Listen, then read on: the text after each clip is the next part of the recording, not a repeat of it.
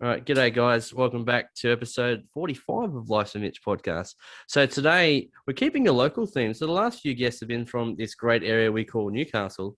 And my next guest runs an online radio station called Mood Food Radio. And she's been kind enough to, along with the team, have been kind enough to been playing your boy Mitchy on their airwaves every second day. So every Monday, Wednesday, Friday at 1 p.m. Your boy's coming through the speakers, and just wanted to touch base with the person who runs everything, and so a little bit about them. So she's Superwoman. She's survived breast cancer twice. She's a radio announcer, a broadcaster, a trauma and pain specialist. She's an expert at injury management psychology. She's an amazing woman, and without further ado, I would just like to introduce Martini. How you doing? Oh, fabulous. I don't know who you were talking about. I'll have to bring in all those people who you were just talking about. But look, fabulous to be chatting with you. Yes, we have been putting the Mitch on the airways on Food Radio. But I'm just one person here at Mood Food Radio, so I can't take all of the credit for all of that. And I just met Sally, so thank you, Sally, once again. Hey. Yeah, Mustang Sally is our gal. She's the one that keeps the wheels on the wagon. Sometimes we fall off it, but she manages to throw us back on again. So she's fabulous. And it's really good when you do have a good team environment. Well, yeah, I mean, and talking about like teamwork, I think we just did an interview live on Facebook, and you asked me like what's important, and like I think one answer that didn't come to mind that I thought of now is that collaboration is key. Networking is important, and I think that when you're able to do collaborations like this, it allows people to develop friendships and bonds and stuff like that. So I'm sincerely grateful for the time you've allowed me to spend on your broadcasting airwaves so far. And, I just wanted to ask you, can you tell us a bit about yourself? Like, what got you into broadcasting, and, how did this whole journey start for you? Oh, well, yeah. How did I get into broadcasting? It's often a question, because I lead not just a double life, but probably a triple life, in that a lot of people who know me just as mum. I've got 5 kids, and they're internally embarrassed about whatever I do and how I do it. So to them, I'm not a psychologist, I'm not a broadcaster, I'm just this embarrassing taxi driver. So that's one aspect to me. My other double life is that I am a injury management psychologist. So that's what I have been doing now for 25 years. And I haven't varied much off the course of that for a long time. But how did I get into broadcasting? Well, probably like yourself, I have always been the person who told stories, who asked questions. I was the one that was always doing the readings at my Catholic school for Mass. I was always quite a good public speaker, but I started sort of dabbling in the media. I did a bit of modelling when I was a teenager, but I started dabbling in the media whilst I was at university, and I started writing a column for the Canberra Times. I grew up and did my schooling in Canberra. And it was a kind of a Dr. Phil piece before Dr. Phil was Dr. Phil. And I started, sort of dabbling in that. One of the greatest things that ever happened to me, Mitch, was that I got breast cancer, and I got breast cancer at 24.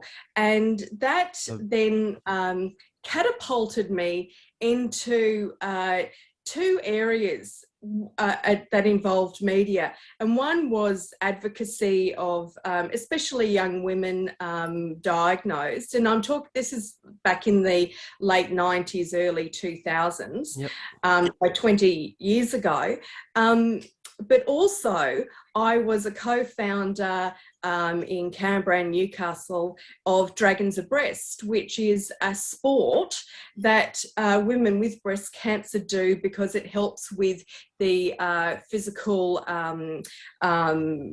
rehabilitation after surgery, and especially lymph node removal. And so I became quite active in that. But I actually started sports commentary. So at the same time I was doing sort of sports commentary, I was also, and this was very new for women to do, get into sports commentary. It's very male dominated.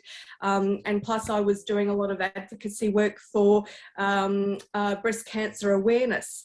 So that sort of catapulted me in there. And because I am interested in mental health, in pain management and so forth, getting into broadcasting was sort of just an extension for me to try and engage community, network community, because there was a large group when I was in FM radio, a large group that was sitting at home and didn't know what services were out there, didn't know what help that they could get. All they were doing were listening to me every morning.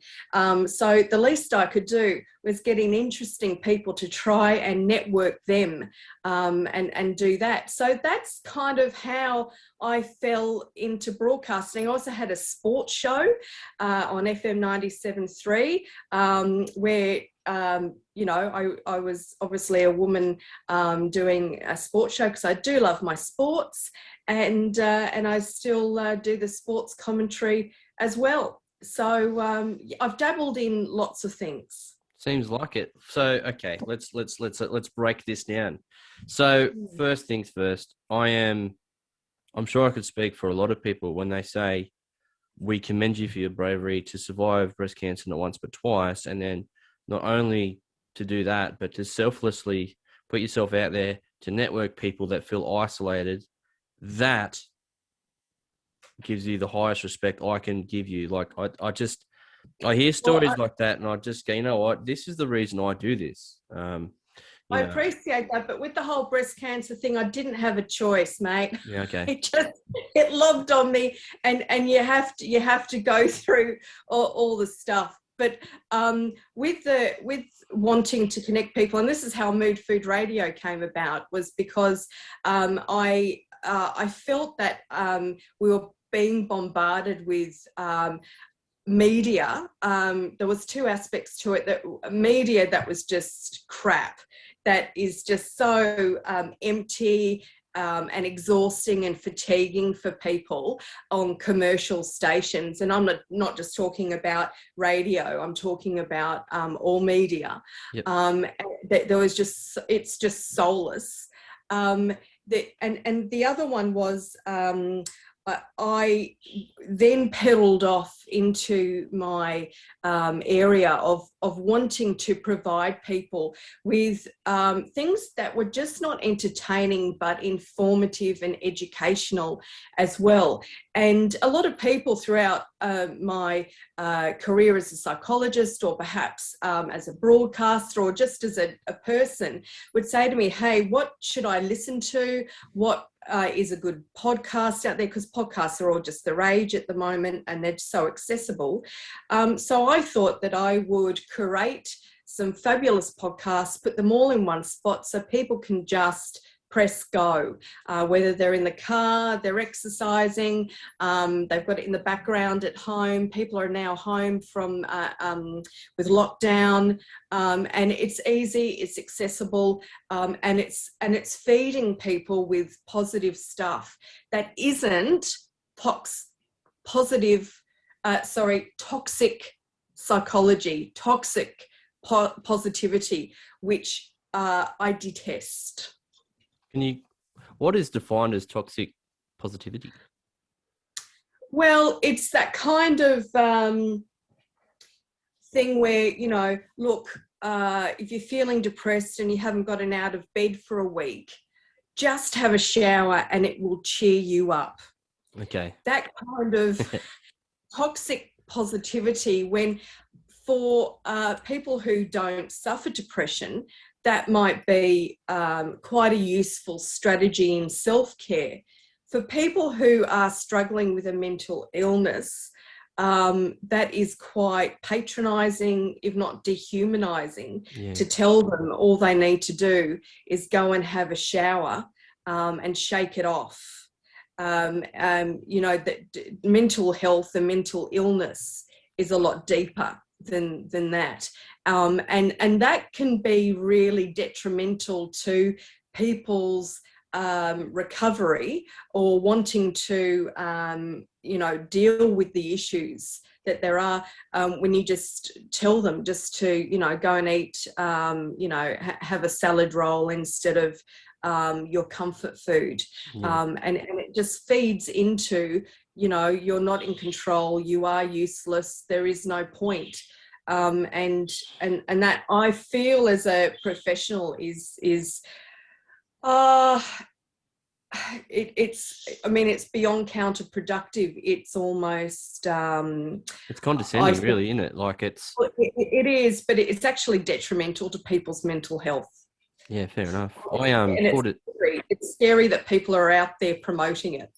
It's nice to hear the advice of a certified medical professional in this, because I'm an advocate for mental health as well. Like, full disclaimer, for years and years, on and off, I've had bouts of anxiety, and through professional help, I've spoken to counsellors, and I practice, mindfulness and stuff, which works for me. Everyone's different. Everyone has an outlet, and for me, this is my therapy as well. I think that everyone that I call it on autopilot. So people that work, sleep, week, repeat, like that's just what I call it. And I find that if you can find a way to break that cycle and do something that you love, like I've been looking forward to doing this interview all week because I do day and night shift, 12-hour shifts.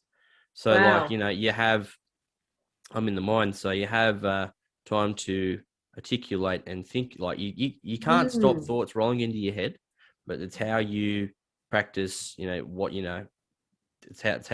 how you navigate your way through said thoughts. So I'm lucky. I've been trained how to challenge my thoughts. What's fact, what's fiction, the old brain versus the new brain, etc. You know all about it. But to anyone out there, it's like my psychologist told me that like training your brain is a lot like going to the gym.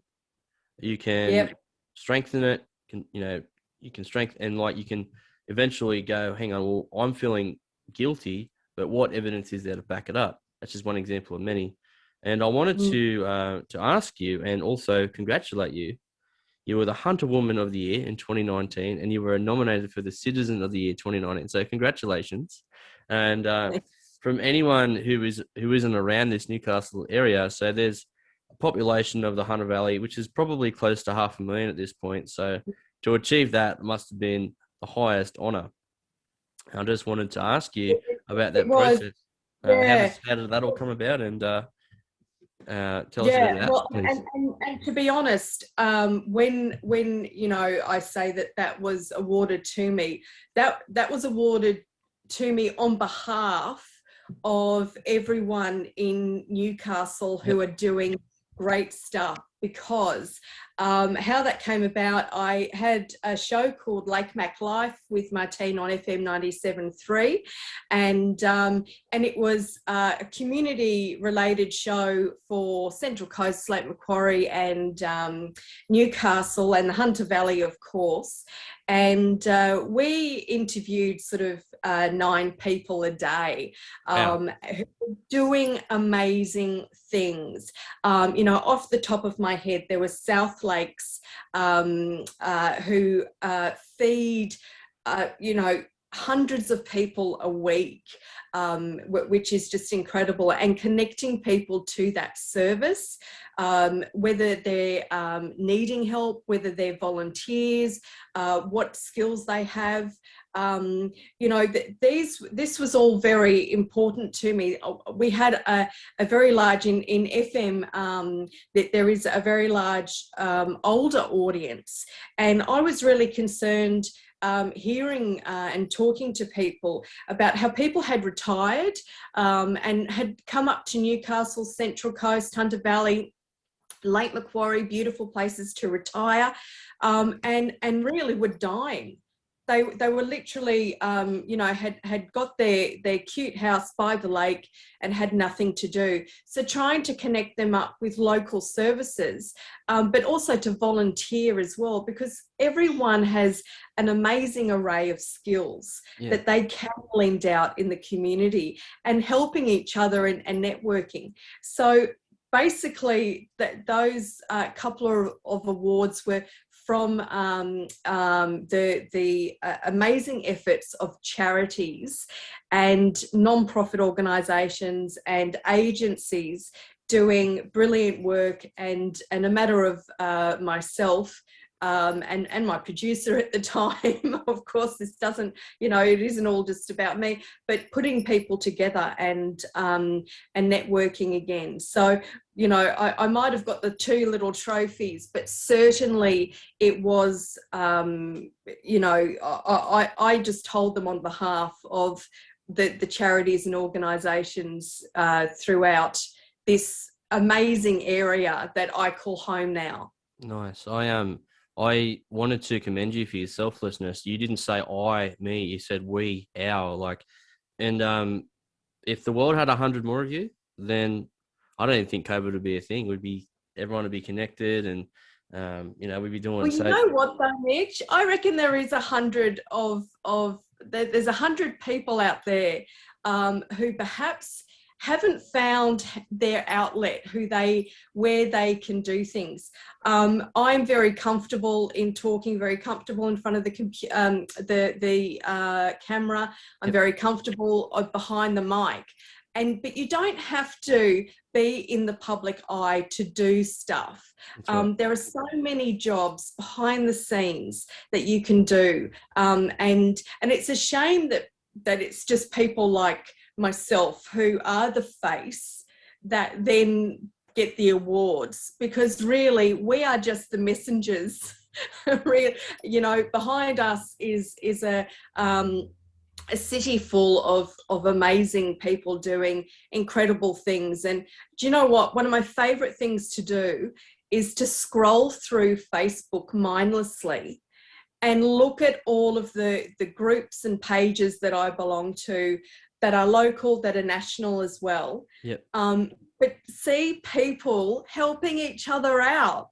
I mean, that is incredible in their own ways, with what they've got, their own skill set, and what they feel comfortable with giving. And I think when you do, there's, I reckon, the volunteers of these, working in these agencies get more out of it than the actual customers or clientele or recipients, whatever you want to call them, the consumer.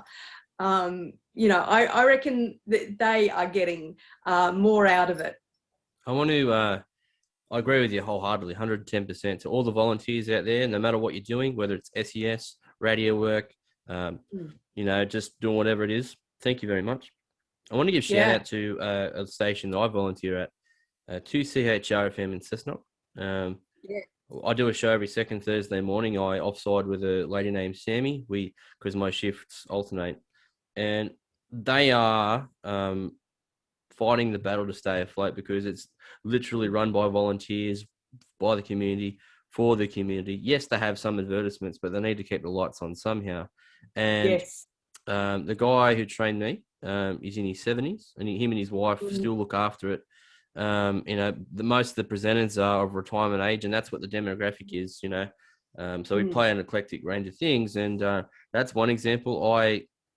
I know people in the SES, I know people who are RFS, and that's just some examples of volunteering out there. So, and the best thing about it is that if you go and join somewhere like the SES, State Emergency Service, for those of you who are unfamiliar, it's a volunteer-based emergency rescue part of the department, and they specialize in things like sea rescue, search and rescue for missing persons, deal with flooding, etc. And you can go and learn a whole range of skills. Like, you could learn how to, for example, waterproof your house in a storm. You could get your ticket to go scuba diving and rescue, your boat license, etc. So, there are perks. There are plenty of pros to go out volunteering. So to anyone out there who's thinking, I've got a bit extra time and I wouldn't mind doing something new, try something new. Like it's a bit of your time a week, and I feel fulfilled by doing it. And if you want to go out and learn some skills, and obviously during COVID, it might be a bit tougher, but there are still mobs out there that could use your help. And absolutely, yeah.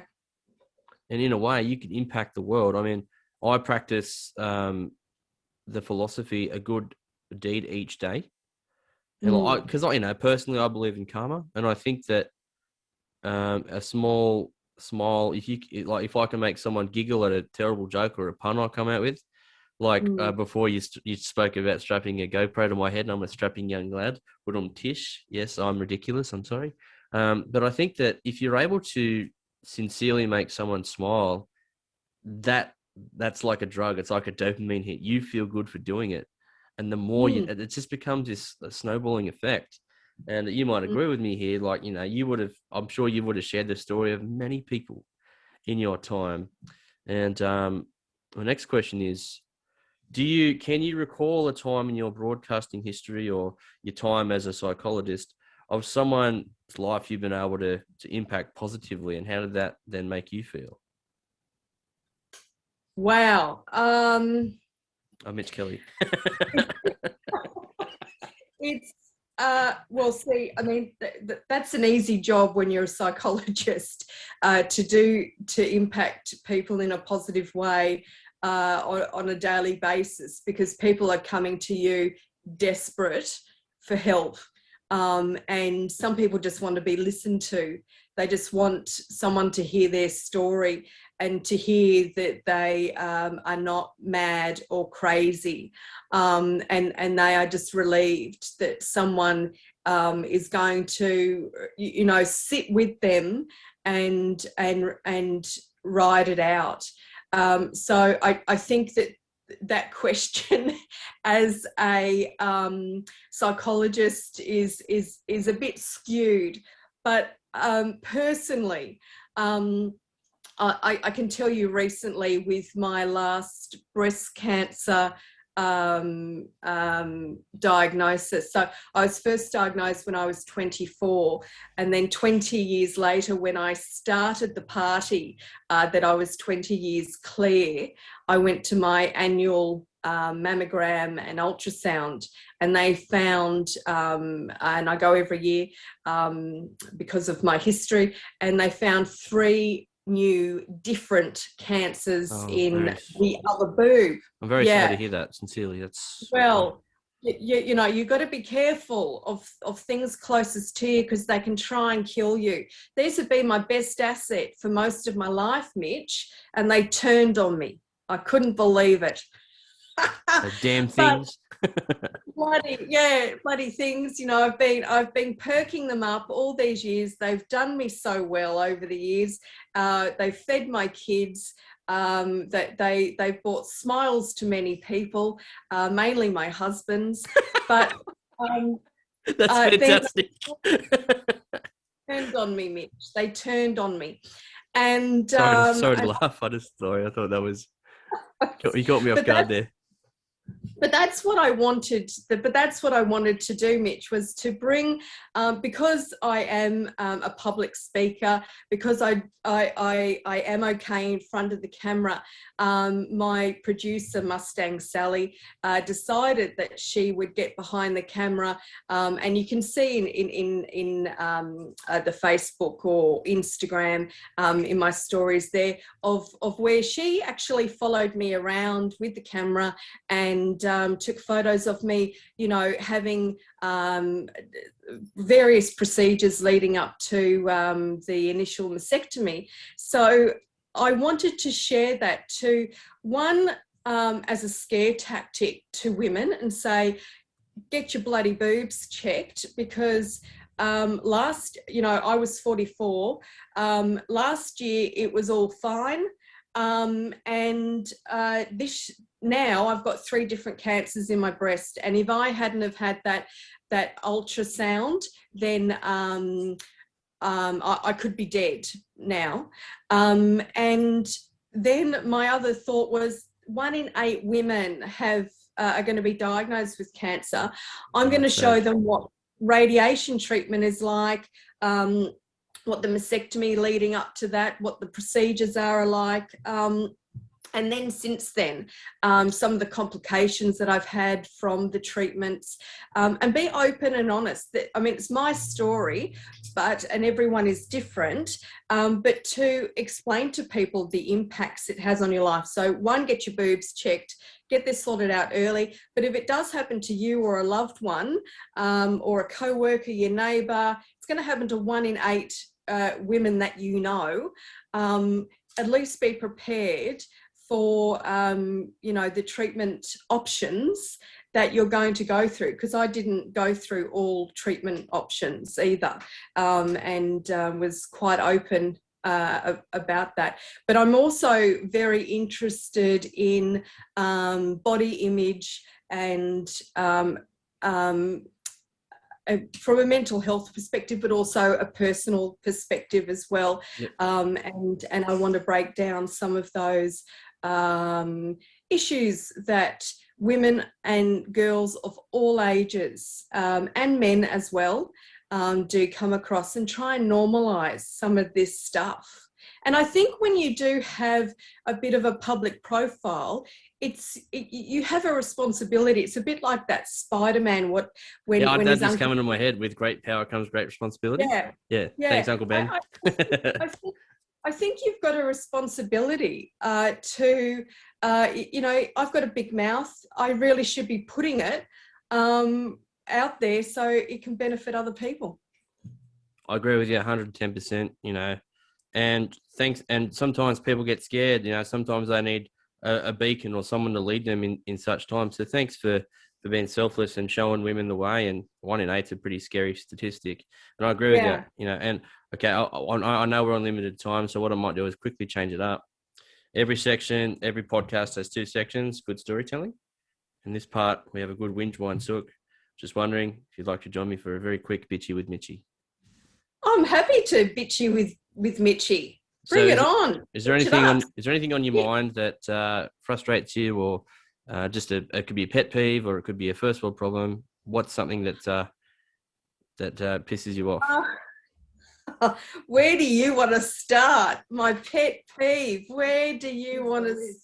I've got a bloody list. A to Z. Let's go. What can you scream out in about 6 minutes? Well, I've just gotten off a ban off Facebook. Oh, really? Where, I'm often, I often, if you don't, I try and connect with people every day on Facebook. So I've been off for the last few days because I was on a ban. And I was on a ban because I invested too much time, effort, and probably too many expletives in a punch-up with a woman, or it doesn't matter that she was a woman, but a Facebook profile on the Washington Post about Australians having a problem with mice. And she said, well, where are all their cats? Perhaps they shouldn't have eaten them. Wow. And I then, unfortunately, got embroiled with this particular lady about the fact that it's apparently common knowledge over in America that we eat feral cats. We've got recipe books, the whole bit. So I invested too much time, too many expletives, and got a ban from Facebook. But look, that's just one of my first world issues that I can bitch with Mitch about. I love that. That's a great slogan. One of my proudest achievements. Bitch with Mitch. That's it. I mean, on a personal note that I deal with every day, and I think that a lot of people don't realise that when you're diagnosed with any cancer, you have a surgery that removes it. Maybe you have radiation treatment, maybe you have chemo treatment, and you come out the other end and you have a NED, no evidence of disease. And people have parties and it's wonderful. And a lot of people say, isn't it fabulous that you don't have cancer anymore? that's one of my pet peeves in life, not just for me, but for a lot of people, because for people who have had cancer, it goes on every bloody day. The medications just for instance, if you want me to bitch, the hormone medications I was on, I lost my teeth. My teeth fell out. I couldn't get out of bed. Last year I swam Newcastle Harbour. In a couple of months after that, I couldn't get out of bed because of my knees were just seized up. I mean, people don't understand, and I'm supposed to be on this medication for 10 years.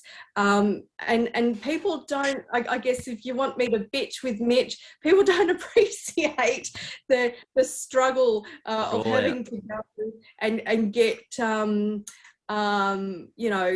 treatment all the time. I don't, for instance, I can't absorb iron, so I've got to have iron infusions regularly. And 2 weeks ago at my iron infusion, my vein burst. Oh, and now I've got, my bikini figure. My bikini modeling career is just slowly zipping out the window with this whole breast cancer debacle, to be honest, because now I've got this great big, see that mark on my arm? Yeah. That's a permanent stain.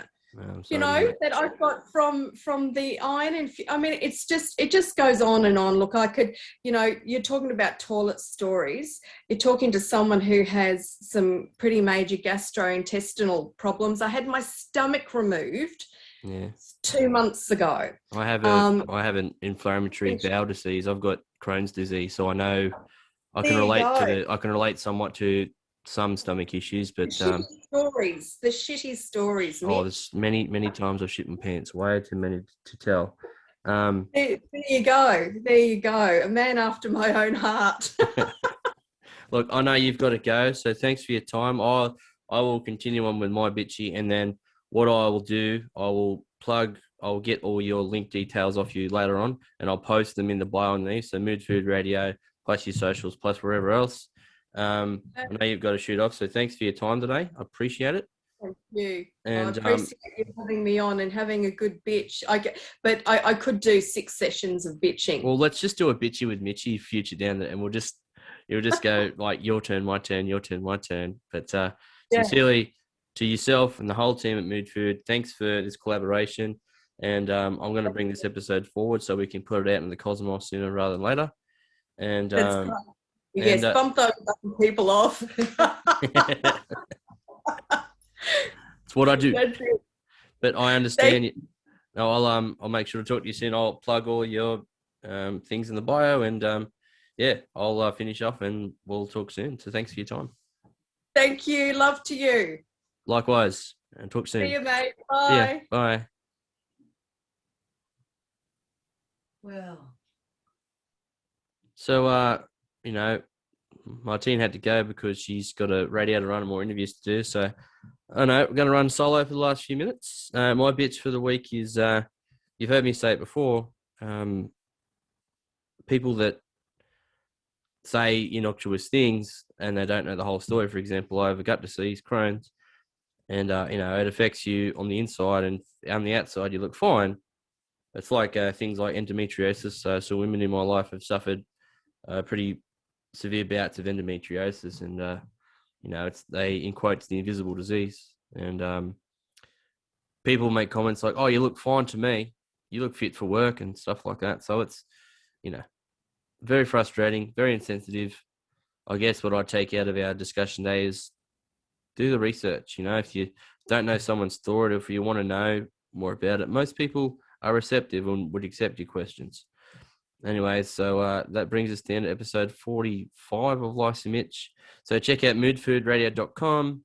I'll list Martine's socials as well. Check her out. She's on Facebook, Insta, Twitter, and they've got a website for their digital radio station as well. So that was episode 45. Thanks for listening, guys, and I'll make sure I'll catch you on the next one. Bye for now.